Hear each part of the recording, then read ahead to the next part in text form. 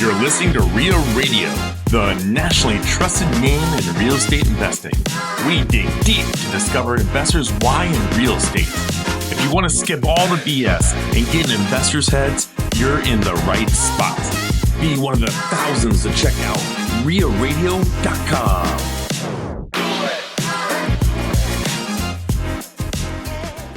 If I live through this, I'm not going to wait to do the things that I want to do. So that's lesson number one, right?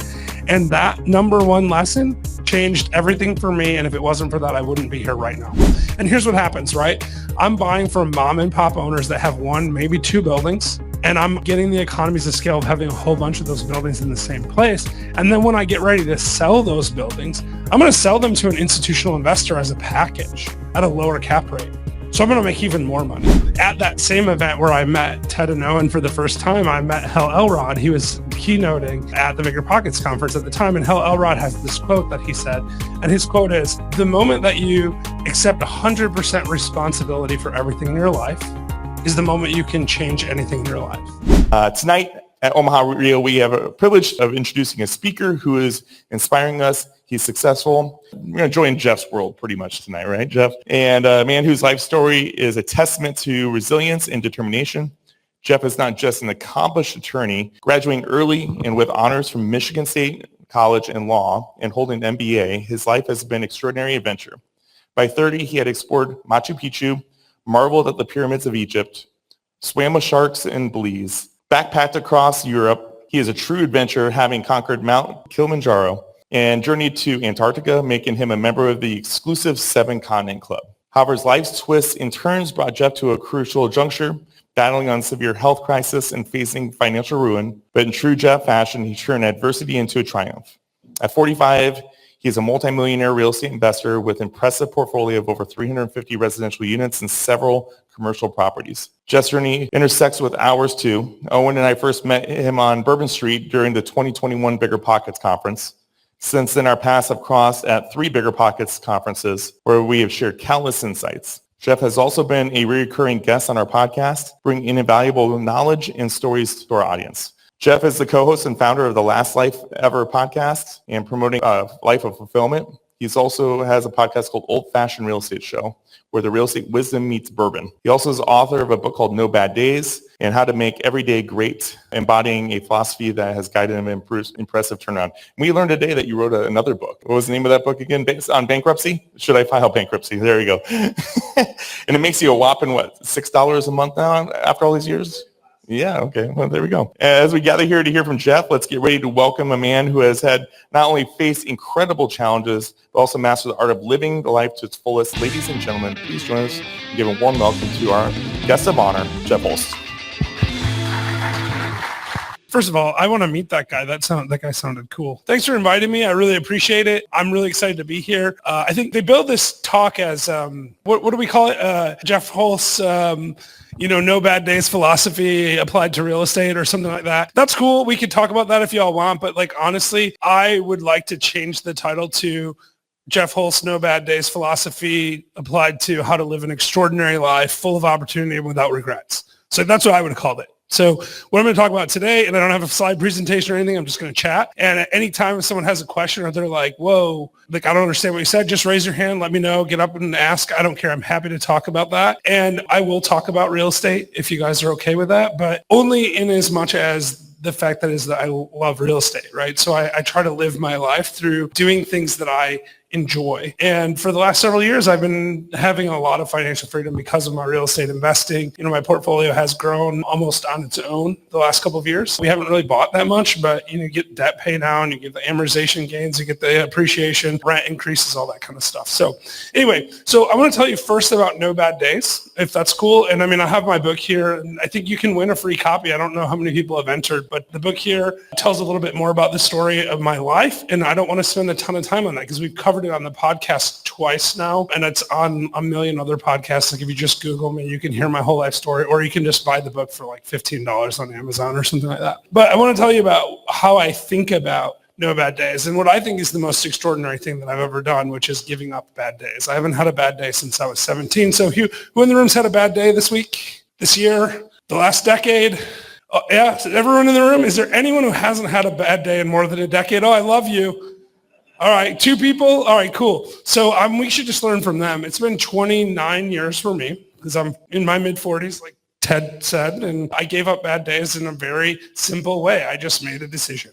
And I know it sounds crazy when you say it like that, but the reality is somewhere in the world right now, someone's having the very best day of their life. Somewhere else in the world, someone's having the worst day of their life. So the day is objectively neither good nor bad. The day is whatever that person is perceiving the day to be. And when you recognize that, you get to choose how you perceive the day to be. You're going to have good and bad stuff happen to you. It's just going to happen. Like you're going to, like Ted alluded to, I've had some health challenges. I was diagnosed with leukemia at 30. It drove me into personal bankruptcy. I was a bankruptcy attorney. And I mean, I was the Better Call Saul of West Michigan. You know, I had a television commercial. You guys can find that on YouTube. It's called Meet Mary. It's pretty funny. But it was like, you know, we had the television commercial. We had phone book ads, which sounds crazy now. But like, we were spending a fair amount of money on marketing, and we were doing bankruptcy. And this was like 2008. I don't know if you guys remember 2008, but there was a lot of people filing bankruptcy. So we're making a lot of money. And then I went to Peru, to Machu Picchu, and I'm at Machu Picchu, and I'm feeling off. I don't know how else to describe it. I thought it was the elevation, right? I was just really fatigued, really tired. I was having trouble recovering. And I'm like, man, I'm out of shape. Like I am obviously, but you know, I was blaming it on that. And I was like, man, I'm just lazy and I got to work out more or something, but I just couldn't get better even when I got home. So I went in for my first doctor's appointment in, I don't know, maybe 6 or 7 years. Cause when you're 30, you don't really go to the doctor very much. They did routine blood work, found out that my white blood cell count was around 258,000. It's supposed to be like 5,000, 6,000, something like that. Didn't know anything about leukemia at the time other than I had one cousin who had died of leukemia. Her white blood cell count when she died was around 150,000. So I kind of went, I guess I'm dead. Like that's the answer, right? So I had this epiphany that I was going to die. And I remember my dad coming into the hospital and saying something like, oh, hey, in February, we can go to Australia. We're going to do all this fun stuff. And I was like, this is in September. I was like, I just hope I make it till Christmas, right? That's the result of the shock that I was under. And, my brother, he came into the hospital that day and he said to me, I bet today's a bad day because I was already 13 years into no bad days at this point. And I was like, what are you talking about? Like, I didn't get diagnosed till 10 o'clock at night. Most of the day was pretty good, right? So that was a good day for me. Like, I had a good time. I got to watch Heroes. You guys remember that show, Heroes? So I was watching Heroes. And I got a call from a doctor at 10 o'clock at night. And he's like, hey, you got to go to the hospital right now. You have leukemia. Like, you have to go right now. And I said, okay. And he said, you need to repeat what I just said. And I said, you said I have to go to the hospital right now. And he's like, okay, which one are you going to? And I tell him which hospital I'm going to go to. He's like, cool, I'll call ahead. It's real important you go right now. And so I said, okay. And I hung up. And then I turned to my now ex-wife and I said to her, let's watch the rest of the show. Let's just watch the rest of the show. I want to see how the show ends. And she said, what did the doctor say? What's going on? And I was like, it's no big deal. Look, let's watch the show, right? And I did that because in that moment, I knew that as soon as I admitted, right, what was going on, it was going to change my life. What I didn't know was how it would change my life. And, I looked at that day and, I got to see the rest of the show, not for another 2 weeks because my ex was very insistent on hearing what happened, which I can't really blame her. But so I told her those words, I have leukemia and I have to go to the hospital. And then she freaked out and couldn't drive, really upset. So then I called her dad. I said, hey, Dad, come over. Like, I need you to come to the house. And so he shows up and he sees his daughter crying, and like really upset. And I get emotional talking about this, even though I've had this, like I've told this story so many times, but I get emotional. But he sees his daughter crying and he says, Jeff, what's going on? What's going on? And I'm like, we got to go to the hospital. And he's like, why? So then I tell him and then he freaks out and starts crying. And he's a good guy. He called me today, actually. My ex and I have been divorced for about a year and a half now. And I talk to her dad almost every day still, right? Because he's just a really great guy, invests in my real estate deals with me. And he's part of my life for a long time. Anyway, but so eventually we do get to the hospital and I have this conversation with my brother. I tell him it's still a good day. And I'm like, See, it works. Doesn't matter what happens. Bad stuff happened to me. I still had a good day. And I'm like, it was like vindication for me. And you might say on one hand, like, well, really? Like leukemia is pretty bad, And like, yeah, you got to watch Heroes, but which one's more important to you, Heroes or leukemia? And I would say it doesn't really matter. It matters how I was perceiving that day.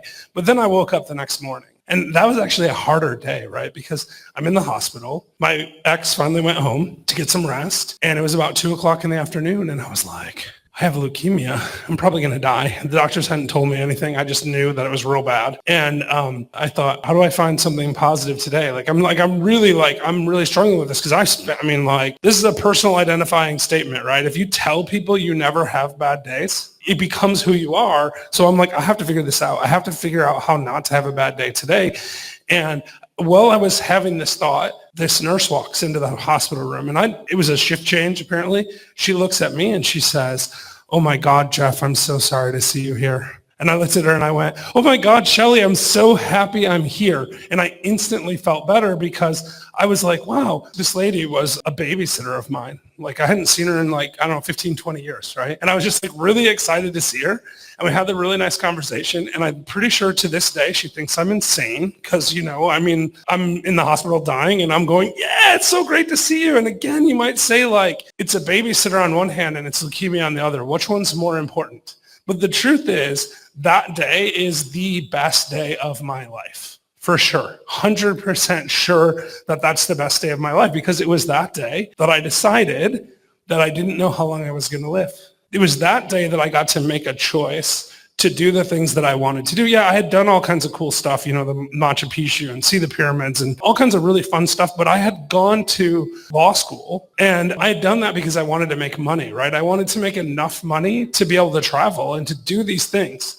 Right? And I didn't know for sure what I wanted to do. So I just was like, I'm going to go to law school, become a lawyer. I'm going to make money and I'm going to travel the world and it's going to be really cool. But the truth is I was a no bad days lawyer who was having an okay time doing a job that he didn't really love. And I always wanted to invest in real estate. I was such a weirdo. Like when I was 15, I was staying up late, sneaking out of my bedroom to watch late night infomercials, right? That's not what most 15-year-old boys sneak out to watch, right? They watch other stuff cartoons or whatever. I don't know. But I would sneak out and watch Carlton Sheets No Money Down videos, right? And I would try to beg my parents to buy me real estate books and stuff like that because I couldn't do it myself. And I remember when I was first learning to drive, I was driving through this one area with my mom in the car and I saw this building with a for sale sign on it. It was this giant empty vacant factory building. And I'm like, I want to own stuff like that. And I think she thought I was insane, right? But I kept thinking to myself, I'm going to do this someday when I get some more money and I have time to invest and I have, I'm more stable and my law practice is under control. And all of that changed in 1 minute while I was sitting in the hospital and I saw the babysitter. And it was then that I said two things. One, if I live through this, I'm not going to wait to do the things that I want to do. So that's lesson number one, right? And that number one lesson changed everything for me. And if it wasn't for that, I wouldn't be here right now. I know that for sure.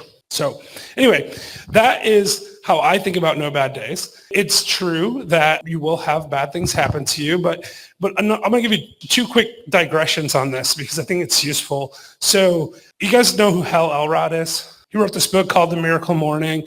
Actually, at that same event where I met Ted and Owen for the first time, I met Hal Elrod. He was keynoting at the Bigger Pockets conference at the time, and Hal Elrod has this quote that he said, and his quote is, "The moment that you accept 100% responsibility for everything in your life is the moment you can change anything in your life." Think about that for a second. It's powerful stuff. The moment you accept responsibility for everything in your life is the moment you can change anything in your life. So now, was it my fault that I had leukemia? Absolutely not. It was just a random quirk of nature. But was it my responsibility? Absolutely.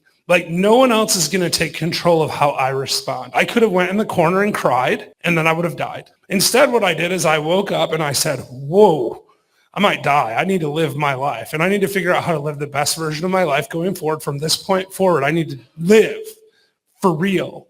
And so that's what I did. I started calling my doctor incessantly and saying hey, if you had the exact diseases I have in the exact time and the exact condition, what doctor would you go to? And I mean, he said to me like, well, there's some good doctors here. There's some good. I'm like, no. Like, if you had what I had, who would you talk to? Like, what doctor would you see? And he gave me a name. He said, she's not taking new patients. She is a research physician in MD Anderson in Houston. And I said, that's fine. And then I started calling her office incessantly until she took me on as a new patient. And I'm here today, right? Because I took responsibility for what I was doing.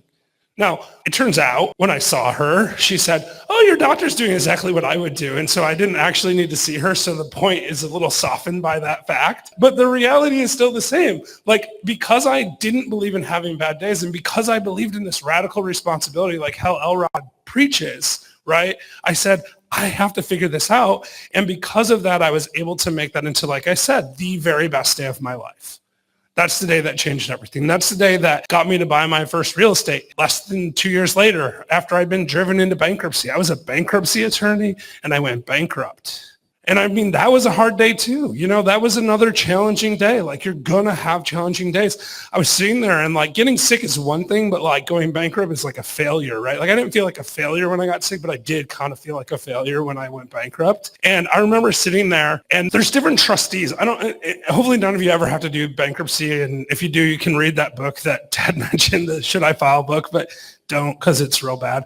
This book's way better, I promise. But when you go through the bankruptcy process, you have to go through this thing called a creditors meeting where you sit down and the trustee in the bankruptcy, they represent all the creditors and they ask you questions to see like what kind of assets you have and decide how they're going to divide it up and how they're going to get money for your creditors. And, for a lot of people, they don't have any real assets when they go to bankruptcy, so it's just a formality. But I knew this process really well because I had done these hearings over and over and over again, and I knew that some of the trustees are more difficult than others, right? And one of the trustees was particularly annoying, and I never wanted to have to sit across from him, and I thought, don't want that trustee. There's 5 trustees in Grand Rapids at the time, and 2 of them were hard, 3 of them were easy. So I hired one of the 2 hard ones to be my bankruptcy attorney, conflicting her out, right? Like, this is taking responsibility for your situation, even in these crazy situations. So conflicted one out. And then I talked to the other one. I thought maybe if I just ask him some advice before I file, he might conflict himself out. That didn't work. Thanks, Jeff. His name is Jeff too, by the way. Anyway, so I sit down at this hearing and I got him, right? Like, that's my luck. I'm sitting there and I'm actually kind of terrified. And I talked to my wife through the whole process. She knew exactly what was going to happen, and we're both going to have to file. And we're sitting there, and they start these hearings, and they say, like, like they read some stuff into the record, case number, all this stuff, and then they do a recording of the whole thing, and they ask you the same kinds of questions over and over again. It's really a very obnoxious process, especially if you sit through like a few hundred of them like I had, right? But it is a little bit different when it's you. And he started his recording, and then he stopped his recording, and he looked at me, and he said, Jeff, I'm really sorry to see you here today. Just wanted you to know that. It's the nicest thing the guy ever said to me, right? And it made that day better. And that's the thing that I hung on to that day to make that day a good day. And those 2 days were 2 of the hardest days ever. But those, like I said, just like the leukemia diagnosis caused me to start thinking about real estate investing, the bankruptcy freed me up to do the things that I did. I quit my job. I stopped practicing law. I moved to Tennessee. And within 6 months, I started buying real estate. In 2011, in the middle of the Great Recession, when no one was financing anything and I had 0 credit and no money because I just filed bankruptcy, I started investing in real estate. And by 2016, I quit my corporate job and retired. 6 years from bankruptcy to retirement. And I did that because I took responsibility for the life that I had. And I looked at the situation I was in and I said, I can do this. And the reason I was able to do that is because I had that positive mental attitude to say, when this garbage happens to me, I'm going to just deal with it. And I didn't know this quote then, but I know it now. And this is the second part of the digression. And then we're going to talk about a formula that I've created where you all can adopt that will help you live an extraordinary life full of opportunities with no regrets. And I will leave you with 2 questions that I think will change your life. And I hope that's okay with you all. And then I'll just answer questions about real estate until you all get bored and go home. That's how we're going to do it. So the second digression is this. There's this quote from Buddha that I really like. I'm not Buddhist, but I really like this quote. And he was talking about worry, but I apply it to everything negative in my life. He said, it never makes sense to worry because either you can do something about it or you can't. And if you can do something about it, you should just go do that thing. And if you can't, it doesn't help to worry. It doesn't do you any good to worry, right? You just have to deal with it. So when you get diagnosed with leukemia, and I hope that never happens to anyone in this room, right? You can say this to yourself. You can stop for a second and you can say to yourself, is there something I can do about this? And if the answer is yes, then go do that thing. Don't spend time being like, whoa, my life is terrible. Woe is me. And it works both ways. Tony Robbins calls this the reticular activating system. It's really called the Bader-Meinhof effect, but it's the idea that your subconscious mind defaults to the familiar. So I have a friend, I'll use that term loosely, a person I know that I swear if he won $10 million in the lottery and stubbed his toe on the way to collect it, he would think it was a terrible day. Do you guys know people like that? That doesn't matter what happens to them, they just never see the positive in it. I just do the opposite. That's it. That's the whole thing, right? Good and bad stuff's going to happen to you. Just like I said at the beginning, it's going to happen to every single person, probably every single day for the rest of your life. And you just got to pay attention to the good stuff and deal with the bad stuff, because you can either do something about it or you can't. And if you can do something about it, go fix it.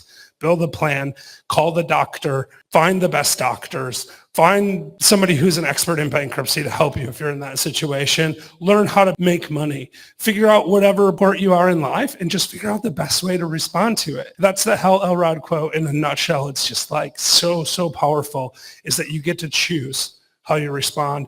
I mean, honestly, this is like grandma wisdom, right? This is the kind of stuff that everyone knows on some level, but we just don't talk about it enough. And that is that when things happen, we get to choose how we respond, and we got to play the cards we dealt. I mean, this is Kenny Rogers, right? You know when to hold them and know when to fold them kind of thing. It's just play the cards you're dealt, show up, and you're going to be there. So anyway, I want to move on to my formula that I think will change your life. So you guys heard the opportunity knocks. Everyone says that, opportunity knocks. Anyone heard that? I mean, for sure you guys have heard that, right? Okay, so does anyone believe that? Yeah, who thinks opportunity knocks? Anybody? Okay, 6, 7 people. Who doesn't think it happens that way? Yeah, that's right. It doesn't. I don't think opportunity knocks at all. Yeah, that's right? As long as I'm doing the knocking, because that's the thing about opportunity knocks. It's kind of BS. It's like opportunity is always, always, always there. We have to grab the door and pull it open and walk through the door. The reason I bring this up now is because this is the thing that's the formula for an extraordinary life. And I'm going to take extraordinary for half a second and digress on this. The word extraordinary itself is an extraordinary word. So extraordinary is really 2 words, extra and ordinary. So if you want to have something extraordinary, you just got to do a little bit extra, right? Do what the ordinary person does and then do a little bit more. And so what you need to do is figure out how to find opportunity, how to identify opportunity, and then take action on that opportunity. It's about taking radical responsibility for the situation you find yourself in, and that's where my formula comes in. So here's my formula. You guys can all steal it. I hope you write it down or memorize it. It's very simple. There's 2 variables. It's 1, inspired thought, plus the right action. That's how you find opportunities. If you can get an inspired thought and then take the right action on that thought, you will have opportunities that are unbelievable forever and ever and ever. And what Ted didn't tell you in the introduction is, I don't just invest in real estate. I'm building sailboats. We talked about that on the podcast. I created my own cigar line, right? I travel the world constantly. And the reason I'm able to do these things is because I have followed this formula over and over and over and over again. So here's how it works. Inspired thought. How do we find and identify opportunity? That's the first part of the formula. You can't take action if you don't see opportunity. So do anybody in this room, you guys heard of Elon Musk? Do we know who he is, right? Second richest man in the world as of today. I heard this morning he's no longer the richest man in the world. Don't know if that's true or not, but that's what I heard. So does anyone believe that Elon Musk has a special ability to make money that no one in this room could do? Because if you do, you're in the wrong place. Because the reality is Elon Musk's real good at what he does, but his real wisdom comes, in my estimation, from seeing opportunity that other people don't see.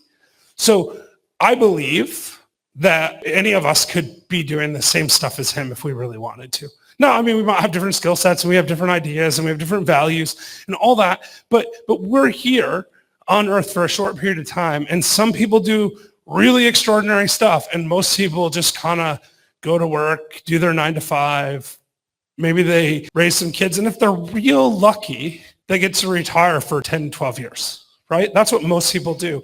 And MJ DeMarco wrote this book called The Millionaire Fastlane. I don't know if anyone read it, but MJ DeMarco's book, it's an all right book, but the real key point, the thing that really stuck out to me in that book was he talked about how bad the trade was that we make. And the trade that we're talking about is trading 5 days of our life for 2 days off. Trading the week for the weekend. That's a bad deal. If I said to you, Ted, hey, I'm going to give you $20,000 if you give me $50,000, would you do it? You'd make that deal? Yeah, so you'd give me $50,000 and take my 20? That's great. So do you have it on you? Yeah. All right. But that's the point. It's a bad trade, right? 5 for 2. It's a bad trade. No one makes that deal in real life except for we all do it. We all go to work 5 days a week so that we can have the weekend off. A lot of people, Sunday night is the saddest time in their life. And Friday when they get out of work is the happiest time in their life. To me, it's the opposite. I get real sad on Friday night because that's when my friends come out and bug me, right? Because they got out of work and they want to bug me. I want to have my freedom. I like to be able to just, go out on a Wednesday or go to Australia on a Wednesday on a whim, right? Like I want time freedom. I interviewed this guy on my podcast, Last Life Ever. His name was Dr. Tony Pinnells. And Tony said, the secret to living life is figuring out how to buy back your time as soon as possible. Right. So this is the thing that resonates with me. And this is the thing that I realized when I got sick and I was like, man, I don't know how long I have to live, is I didn't want to make that trade anymore. I don't want to trade 5 for 2. I also don't want to trade 50 weeks of my life for 2 weeks of vacation or 3 or 4 weeks or even 5 weeks of vacation, which sounds amazing to some people. It sounds depressing to me. I traveled 40 weeks last year, and not just to come talk at events. I only taught 3 or 4 events last year.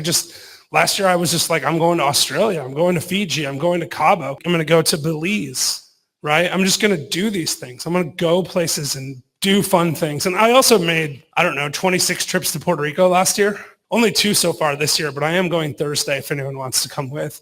So if you don't have a job and you have time freedom, just come to Puerto Rico and hang out with me. It's fun. Trust me. I invited Ted, but he said something about having to work. I don't know.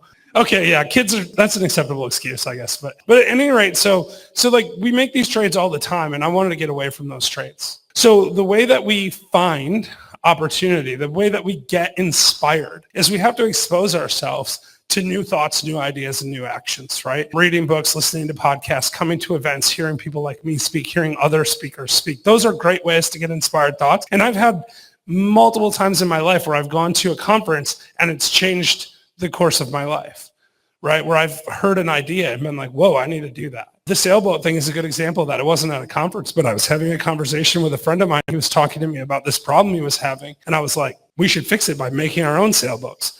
Most people don't think that way. But the reason I can think that way is because I've been conditioning myself to wake up.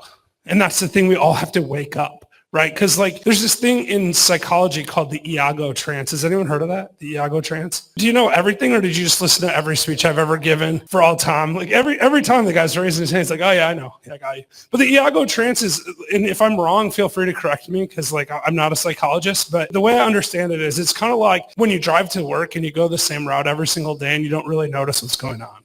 Right? It's a defense mechanism that our brain has to not pay that much attention. Our subconscious just kind of takes over and does the motions. When you brush your teeth, you don't think about like which way to turn the toothbrush and stuff like that, or how much water to put on it, or toothpaste. You just do it over and over again. It's really useful, like looking both ways before crossing the street's useful, right? But the problem with it, and the big downside is, we can be like, have you ever seen the movie Click with Adam Sandler, right? So in this movie Click, Adam Sandler's character gets given a remote control by Christopher Walken's character. I think Christopher Walken's like a TV repairman in there or something. And in the remote control, it allows him to like fast forward through boring things in his life.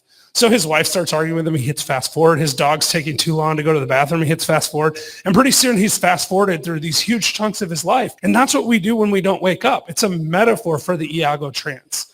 So I think that the real secret and the big takeaway, the 2 questions that I told you I would leave you with that I think will change your life if you apply them weekly or daily, is the first step to doing this. So the questions that I like to ask people, and what I ask myself almost every single day is, this is the first one: when is the last time you did something for the first time?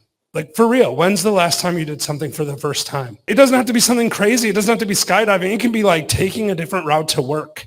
When I was first quitting my job, I decided to drive an Uber for a little while because I wanted to learn about neighborhoods, and it forced me to go different routes around my town. I learned so much about real estate investing by driving for Uber. I didn't have to drive for Uber. I quit my job. I had all the money I needed. I could have never worked again the rest of my life, but I wanted to learn more about real estate investing, so I did something different. It woke me up from that Iago trance. And now I'm constantly asking myself, when is the last time I did something for the first time?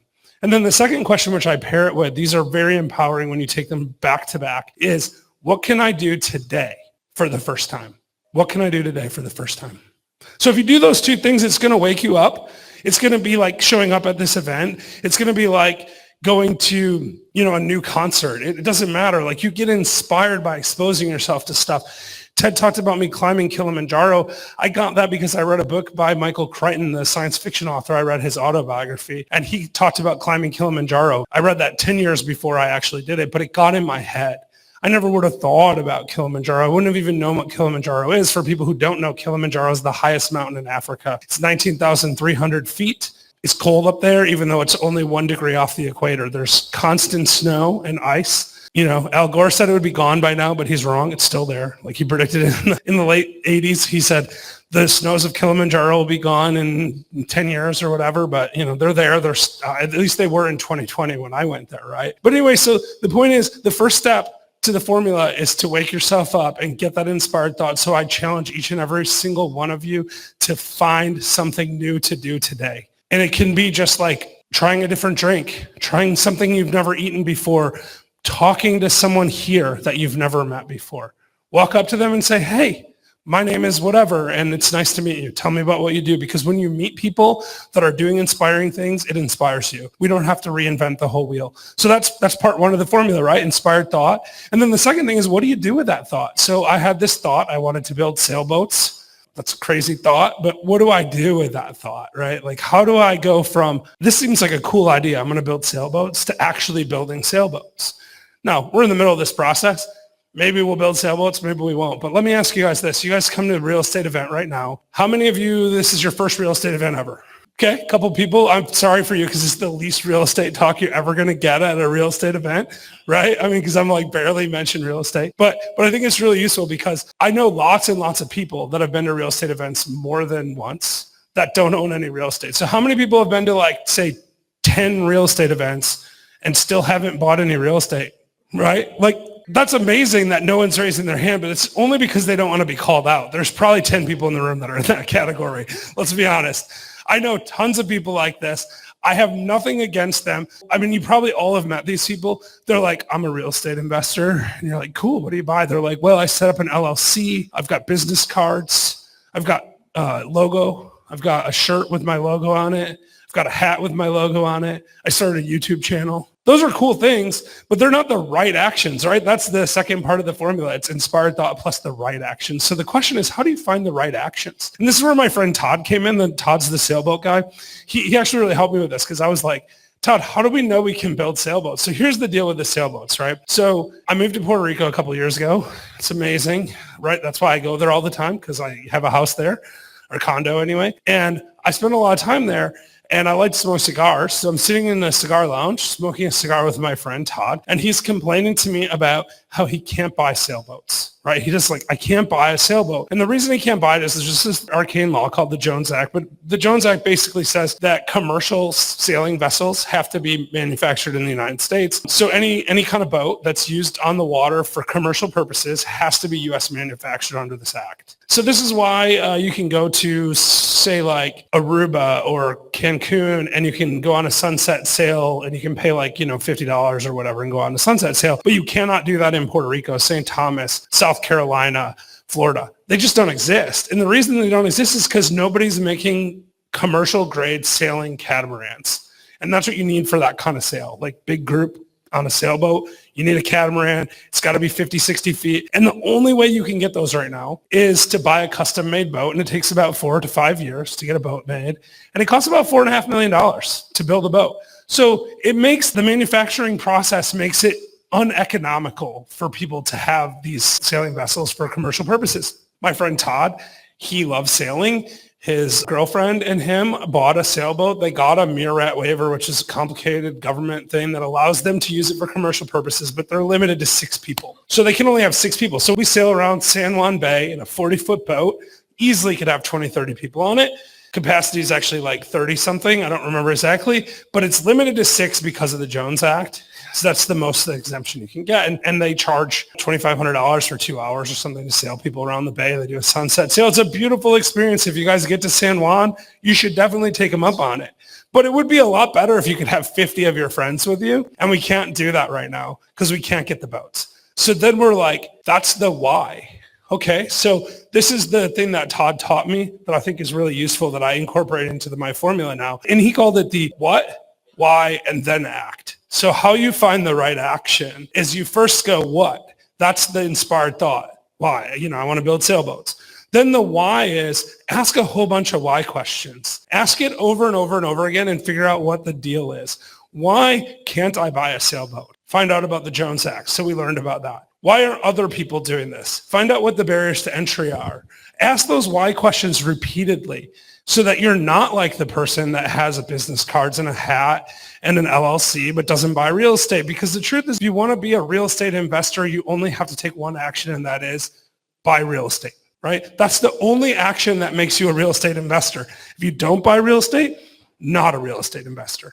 Buy real estate, you are. So you have to ask the questions to figure out what the right action is. And you can do that by talking to people. You can hire mentors and coaches and all that kind of stuff. And there's nothing wrong with any of that, but you still have to get down to that why. So first you do the what, then you do the why, then you take that action. So that really is the formula that I use for crafting an extraordinary life. That's how I decided that I'm going to buy a property in Tanzania and take people on safari because I love it. So I've been looking at properties in Tanzania. I've been to Tanzania several times since I climbed Kilimanjaro. Tanzania is amazing. And I went through this same process, right? I went like, okay, what? I want to have a safari lodge. I want to take people on safaris. I want to do masterminds in the Serengeti. And then I said, okay, why does this work and why aren't other people doing it? And I started finding out, well, people are doing it. Okay, cool. That's good. So you can learn from what other people are doing. That's actually really useful. So I just kept going through that process. And I do this with every single thing in my life. And as a result of it, by doing that little bit extra, right, that just asking why and thinking clearly about the situation, I'm able to create that little extra effort that takes an ordinary life and turns it into an extraordinary life. And so that honestly is probably the only thing that I think you really need to take away from this is that, like, if you want to be like me, or if you want to be like Elon Musk, or you want to do whatever, you just got to do the things that those people do to get there. And the way you figure that out is you follow this simple formula of getting that inspired thought, exposing yourself to new ideas, and then taking action on it. And you just got to figure it out and just do that sort of thing over and over and over and over again. So let me talk to you a little bit about the thing that I think is really important. So Ted mentioned I have 2 podcasts. One's called The Old Fashioned Real Estate Show. The Old Fashioned Real Estate Show, we literally just drink old fashions and talk about real estate investing on YouTube. It's really fun. It's short, 10, 12-minute episodes, basically the length of a drink. So I'll pour the drink, and when the drink's done, it's time to stop talking. So, we'll pick a topic. Sometimes we have a guest, but most of the time it's just myself and my partner, Brian, talking about, how do you predict the next market crash, or like, where do we think things are going, or like, how do you properly screen tenants? So it's a great show if you just want to get information about it, and we have really cool playlists and stuff. But my other show is where my real passion is, right? And that's called Last Life Ever. And it's about recognizing that we only get this one chance to do the things that we're put here to do. So I believe that each and every person has unique skills and abilities, right? We can't all do the exact same thing, but we all can do some extraordinary things. And I believe that we owe it to not only ourselves, but really to our families, to our communities, and even to the world to do the things that we were put here to do. And I think this is why I created Last Life Ever, because I wanted to share that. It's actually why I wrote the book, No Bad Days, which is really like my life story told as a series of life lessons. It's because I believe firmly that you have to do the things that you can do. And if you don't do them, you're selfish. I was talking about this with Ted and Owen on the podcast, or actually this morning. We were talking about, Ted asked, how do you get to the point where you're able to raise money? Because asking someone for money is hard. Like, I don't know if anyone in the room does syndication, but like when you syndicate, you're basically taking a bunch of investors' money, you're pooling it together, and you're buying a piece of property or another investment, right? And there's a whole bunch of rules and things like that. And I mean, get a good securities attorney and figure that stuff out. But the reality is, it's difficult to ask people for money. And people are constantly saying to me like, oh, I could never ask people for money. And I say, it's not asking people for money. It would be selfish of me not to take your money because I believe in my investments, right? Like I'm going to share an opportunity with people. And if they take advantage of that opportunity, they're going to come out ahead. So like when I go into a meeting with someone to talk to them about whether they want to invest in my deal, I'm not saying to them, hey, can you give me some money? Like just give me some money because I need it.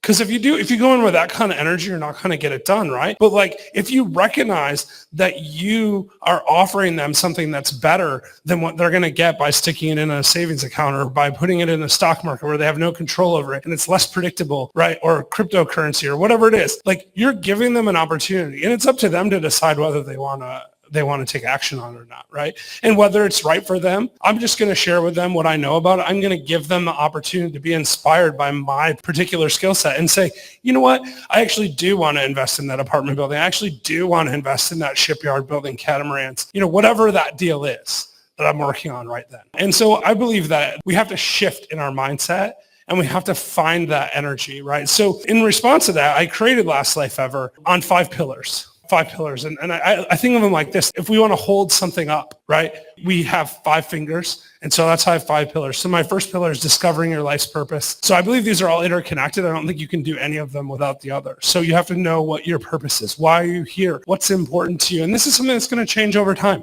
Sometimes you're going to have one purpose and then you're going to shift to another purpose. That's okay. The second one is cultivating empowering habits. Finding things that help you move towards your goals and doing those things regularly. The third one is financial freedom. You can't live your purpose if you're trading your time for money.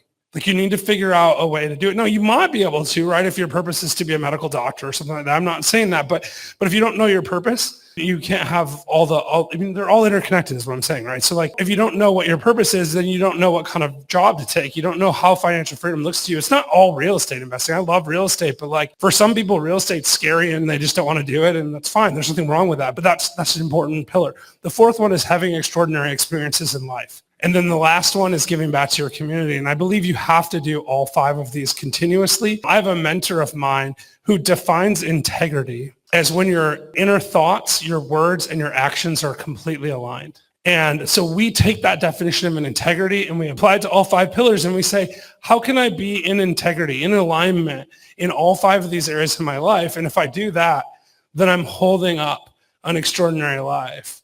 And I really do believe that that's the way to do it. So anyway, guys, I don't really have that much more to share with you. If you want to ask me questions about real estate investing, I'll tell you a little bit about that. I invest mostly in mid-sized multifamilies, like 10 to 30 units. That's sort of my sweet spot. But I have industrial, commercial, residential, single families, duplexes. I love traveling, so if you want to ask about that, we can talk about that. But I'm really willing to open the floor up to anyone on any topic. And if not, we'll just drink some old fashions because the girls in the bar told me they have plenty of ingredients. So, are all of your properties in a similar area or are you spread around? Yeah, so I invest in primarily 2 areas, and I think about this way. So I invest in Michigan, on the east side of Michigan, and I invest within 50 miles of Chattanooga, Tennessee. I grew up in Michigan. I lived in Tennessee for 12 years. I believe that you should invest in areas you know, and so I invest in areas I know. Now, I look at it this way. When I think about returns on real estate, really returns on anything, I think about risk mitigation. So the return on an investment is a function of 2 things. Like basic financial economic theory says it's a product of 2 things. One is the risk-free rate of return, and the second is a risk premium. So we're getting compensated for taking risk. Therefore, the riskier a property is, the more the return is. The higher cap rate properties, the ones that make 10, 12, 15% annually, are much riskier than the ones that make 3 or 4%. That's just the reality. That's a market risk-adjusted premium. And what I think about is, how do I mitigate my personal risk vis-a-vis the market? So if I invest on a specific street in Chattanooga and I buy duplexes on that street, right, I am getting compensated for the risk premium that the average market investor would have. But because I really know that street well, I'm taking less risk than the market and I'm getting paid that extra risk premium and essentially getting an asymmetric return. And so that's been my strategy forever, is invest in places I know and invest in asset types I know. I just do that over and over again. Yeah. With our private REIA, we use a ton of government money to mitigate our risk. Have you utilized that strategy in your portfolio? So I do that in a couple of ways. So when I started thinking about real estate investing in general, like one thing we've done is we've started buying low income housing tax credit properties, because it's like if you get really good at that, there's a huge opportunity. And that's just one way to mitigate risk. Like there are lots and lots of ways to get compensated for risk that you're not accepting. One way is just to go to real estate events and learn about real estate. One way is to read books. Go to podcasts, listen to podcasts, like absorb as much information as you can. But yes, also if you get really good at how to get government grants, get government credits, like one thing we do in Detroit. So I used to invest in Detroit a lot. Now we're mostly in the suburbs of Detroit. But what we did there is we did a lot of Section 8 properties and we got real good. In fact, my partner won Section 8 Landlord of the Year 3 years in a row in Wayne County, Michigan. That's crazy, right? Like to be that good at it. What that did is it meant we got that high risk premium for Wayne County, Michigan, and we got less actual risk. And if you can get a high risk premium and take less risk, you come out ahead every time over the long run. This is the same thing hedge funds do when they buy insurance products and they do this is the whole point. If you can get compensated for risk you're not actually taking, you get rich over time. And so that's what we've done. And we're doing the same thing in Puerto Rico now. Like 18 months ago, we decided we wanted to build sailboats. Our very first meeting was with the Department of Commerce and we were negotiating for tax credits, specific tax credits for our business. And we've been doing that constantly and we've been awarded a whole bunch of, we're still waiting on the final paperwork, but we should get a bunch of tax credits. Okay, wow. So he's saying he bought a village in southern Italy overlooking the Mediterranean. I'm only repeating this because the people on the live stream might not hear it otherwise, but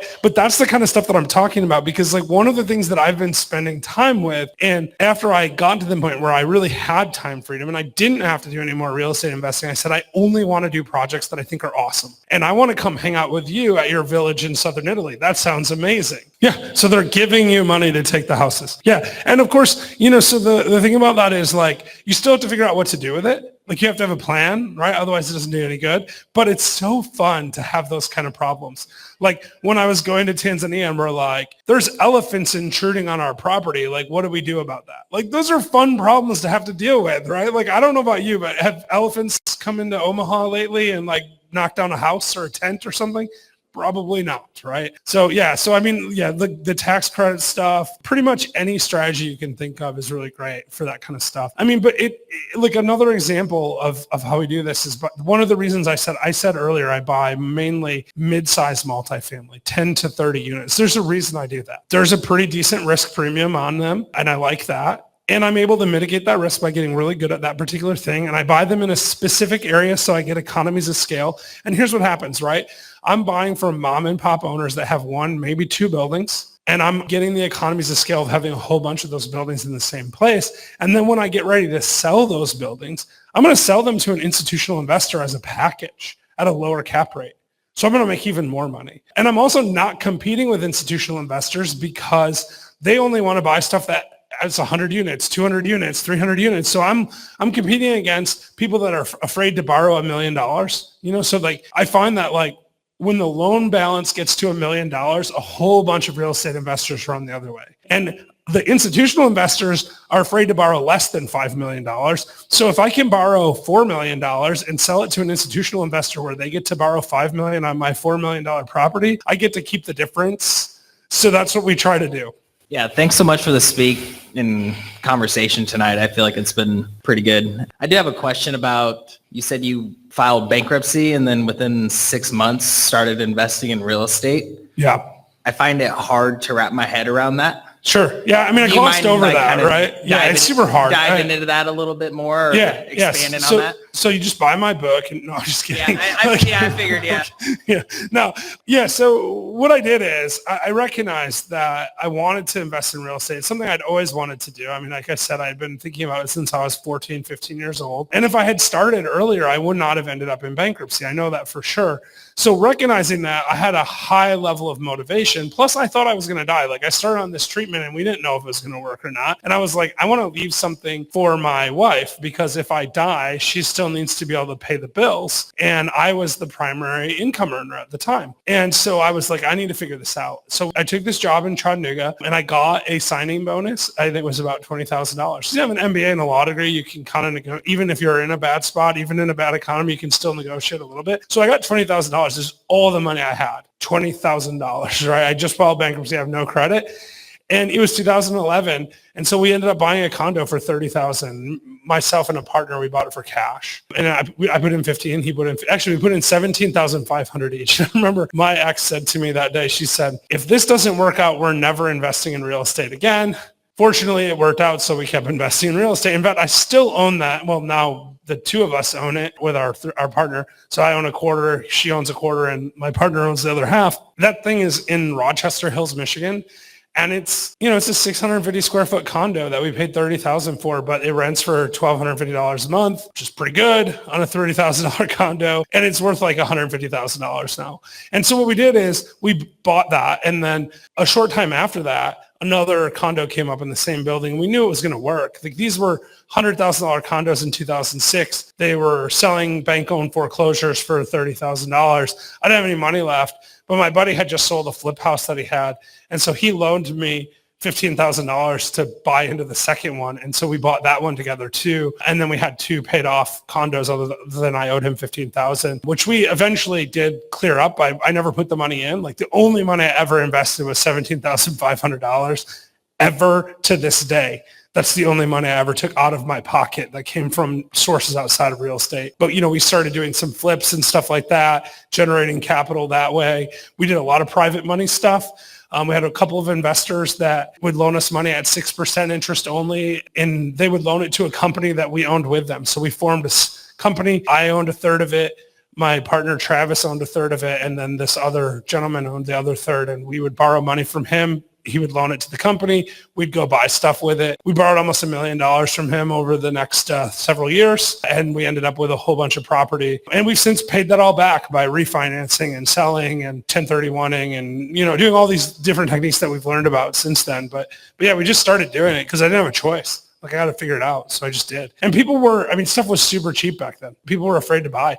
We're buying houses for $5,000 and putting $5,000 in them, and then renting them out for $700 a month, right? So you have $10,000 in a house and it rents out for $700 a month. It was crazy. Like the returns were so stupid, it didn't make sense not to buy them. So it was really easy to convince people to give us money to buy them. Sounds like you're investing in Detroit, Michigan there, huh?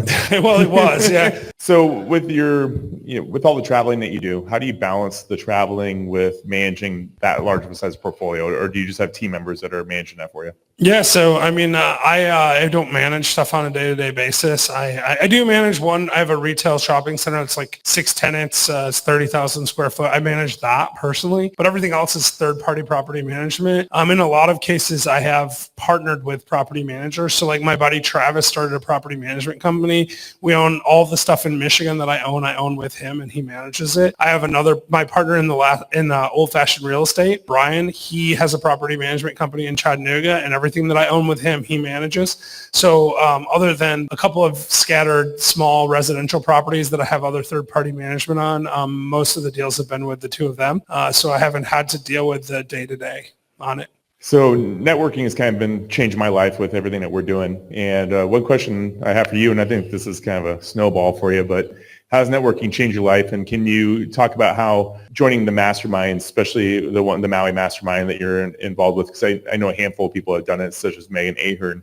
How does that change your life? And Yeah, so I'm actually not in the Maui mastermind. Yeah, so I was in a social media mastermind that Brandon Turner did, and it did change my life. But I'll step back a little bit.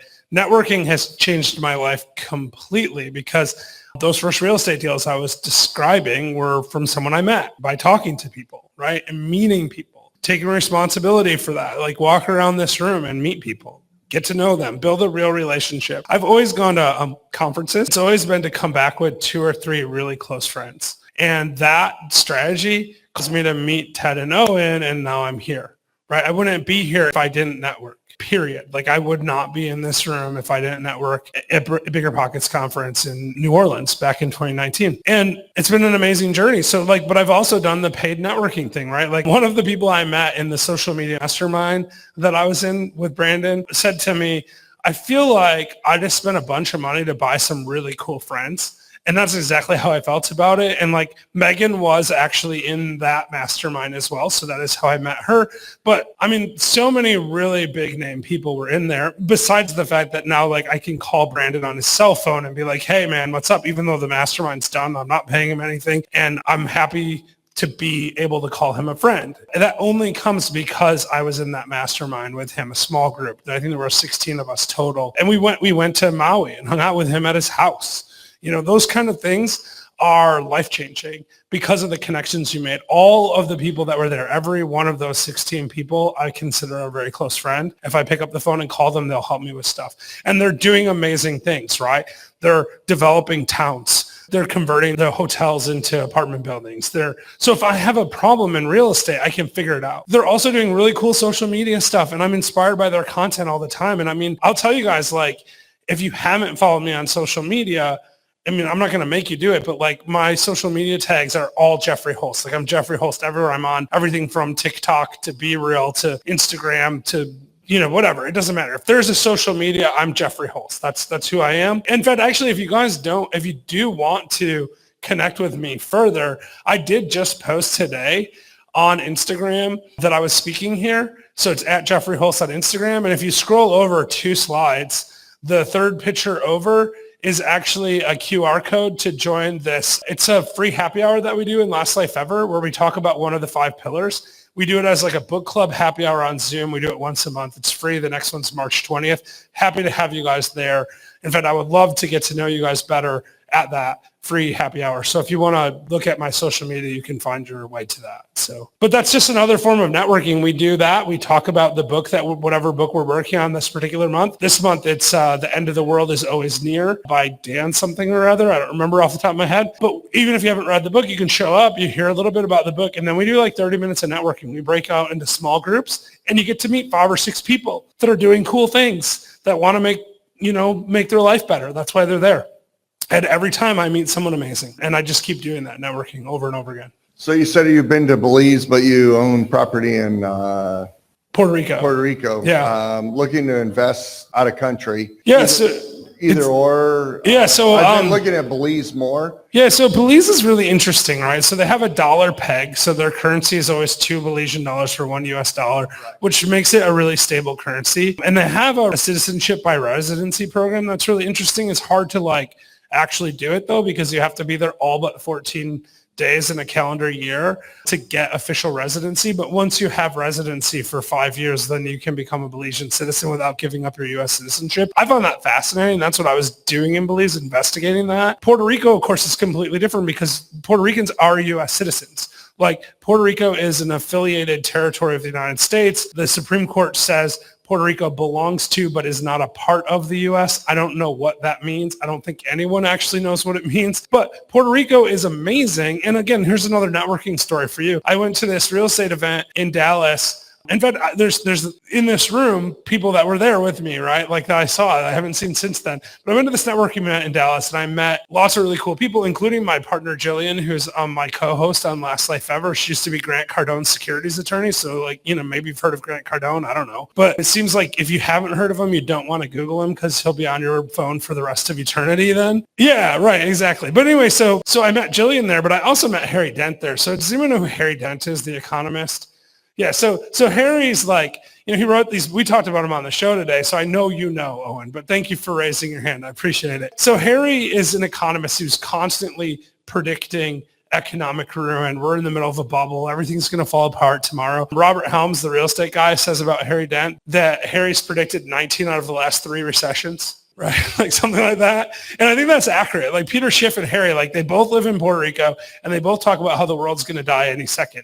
Right. But I met Harry at this real estate event and I read his book when I was in high school because I told you guys, I was a weird kid. I'm reading economic forecasts as a senior in high school and like wanting to buy buildings. That's weird. That's not normal, but I'm never claimed I was normal. So I read his book and I was really excited to meet him, and I was having a conversation with him. And he said to me, he said, oh man, like this is a great conversation. Cause like most of the time when people meet famous people, they're like, oh, I love your book.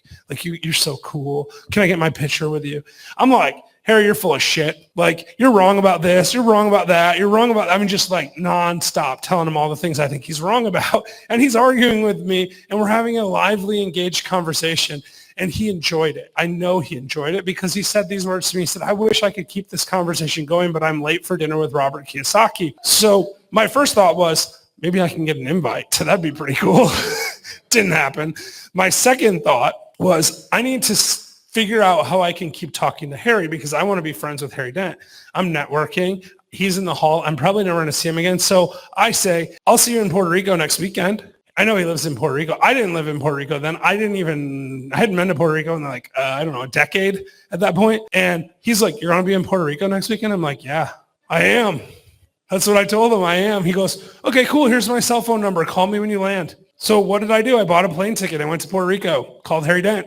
Now we're friends. I'm sitting at the bar with him at the Caribe Hilton. I remember that. I'll never forget this. I'm talking to him. He's a really cheap date, by the way, because he doesn't drink. So he's just drinking like soda water with lime. So other than I had to buy a plane ticket to Puerto Rico at the last minute, it was actually a really good investment. So I'm sitting there, I'm drinking, right? Like I don't know, old fashions probably, because that's what I do, or maybe a mojito because I was in Puerto Rico. And Harry's drinking his tonic and lime or whatever. And I say to him, Harry, why do you live in Puerto Rico? Right? This is an inspired thought. This question, I asked him, why do you live in Puerto Rico? And he tells me Puerto Rico is the only first world city, or has the only first world city in the entire Caribbean. And I went, wait, like, let's talk about this for a minute. And I realized he was right, because here's his argument. In Puerto Rico, we use the US dollar, right? You can go back and forth without going through customs, and you can go to Home Depot, Sam's Club, Costco, IKEA, Walmart, McDonald's. It doesn't matter. Everything's there. If you live in St. Croix, which is part of the U.S., you can't go to Home Depot because there's no Home Depot there. If you want lumber, it takes weeks. 2 million people in San Juan, and they have English language movies. They have nightclubs. They have the best restaurants. They have 5-star dining. They have all of the things that big cities have in the United States.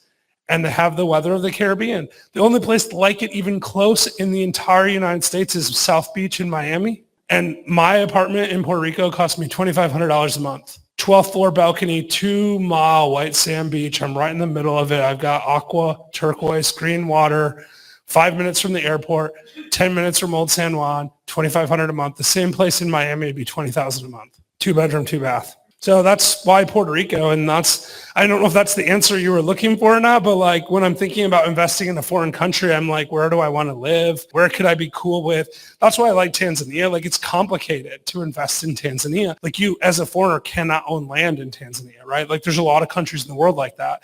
And so I had to spend a lot of time like how do I unpack this? How do I learn about it? Who do I have to talk to? And that goes right back to that formula, right? It's like the what I know. I've had the inspired thought. I want to buy a place in Tanzania. So then, like, how do I do it? I have to ask the right questions over and over again. And that's, if you want to move to Belize, ask the right questions. Go there, investigate, talk to people, see if you like it. See if you really want to spend 355 days there. You only do that 1 year, but you got to do it, right? And I was like, that actually would save me a lot of money because I'd be stuck in Belize. And I could it would be cheaper and I wouldn't be able to fly back and forth. And that's where I spend most of my money. So I was like real tempted to move to Belize just because I thought it would save me a lot of money. But I can't. I mean, I've got the shipyard thing in Puerto Rico that I'm working on, plus the cigar line. We actually got the first import license from Puerto Rico for tobacco products to the United States that's ever been issued.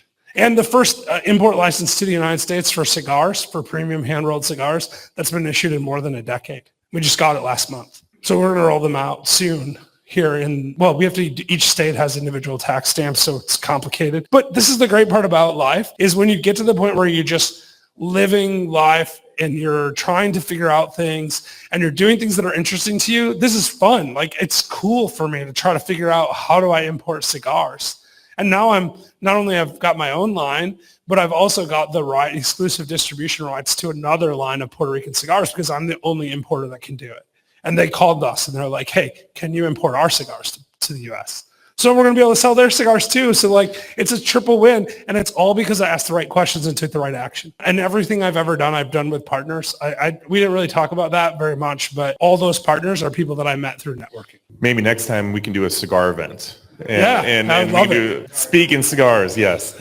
Yeah, well, we could do it, or we could all just hang out in Puerto Rico and smoke cigars at the farm. The farm is amazing. So the place that grows the farm is in Rio Grande, and they have like literally the best mojito I've ever had in my life. And you can sit around and eat pizza and drink mojitos and listen to the coquis, and they're like the local frog of Puerto Rico. So like it's really a beautiful sound. They name them after the sound they make. They say something that's like, I can't do it, but it's literally like coquis, coquis, coquis. Like, so you can sit around and listen to this coquis thing going on all the time and smoke a cigar and have this beautiful weather. So you guys should just all come down there. So you guys want to go like tomorrow, or who's coming with me? Who's coming to Puerto Rico this week? All right, let's do it. If you guys show up, just hit me up on Instagram. I'll tell you how to get to the farm. I just had a question about social media, really. I know you said you were on all different platforms, but do you manage that yourself, or do you have someone else manage your social media? I just feel like it's time-consuming and taxing. It is. So. Yeah, it's taxing, time-consuming. So I do a hybrid of both. I have a social media manager who manages my Instagram posting